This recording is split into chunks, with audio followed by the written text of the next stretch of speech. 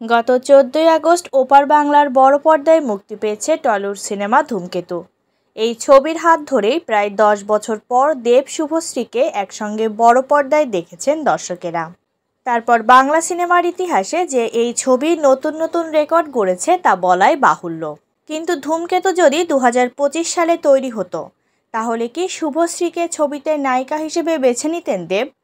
এই প্রসঙ্গে এক সাক্ষাৎকারের নায়ক জানিয়েছিলেন, শুভশ্রী ইতিমধ্যে ২ বাচ্চার মা, ফলে তার মুখের ইনোসেন্স সারল্য হারিয়ে গেছে, তাই নায়িকাকে নিলেও কোনো পার্শ্ব চরিত্রের জন্য বেছে নিতেন।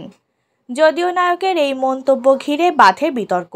এবার সেই প্রসঙ্গে মুখ খুললেন শুভশ্রী, নায়ককে দিলেন পাল্টা জবাব। এই সময়ে ধূমকেতু হলে নায়িকা হিসেবে শুভশ্রীকে বেছে নিতেন না দেব? এসব কথা শুনে অবাক হন শুভশ্রী গাঙ্গুলি। খানিকটা ক্ষুব্ধ হয়ে নায়িকা বলেন, কি বলি, একটা সেন্সেবল মানুষ কিভাবে এই ধরনের কথা বলে? আমার জানা নেই। আমার পার্শ্ব চরিত্র করতে কোনো সমস্যা নেই। আমি সন্তান করেছি, আমার কাছে চরিত্রটা গুরুত্বপূর্ণ। কিন্তু ২০২৫-এ দাঁড়িয়ে এইরকম একটা অসম্মানসূচক মন্তব্য, যেখানে তুমি একটা অভিনেত্রীর সঙ্গে ছবির প্রচার করছো, সেখানে এটা কিভাবে আমি জানি না।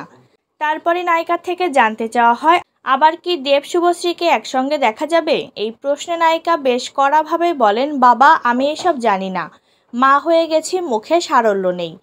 প্রসঙ্গত গত ১০ বছর দেব শুভশ্রীকে একসঙ্গে দেখা যায়নি, শুধু অ্যাওয়ার্ডের অনুষ্ঠান ছাড়া।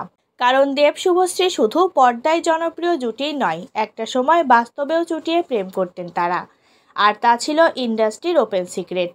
পরে মতের অমিল থাকায় দুজনের পথ হয় আলাদা, নেমে আসে বিচ্ছেদ। যদিও বিচ্ছেদের পরই ধূমকেতুতে একসঙ্গে কাজ করেছিলেন তারা।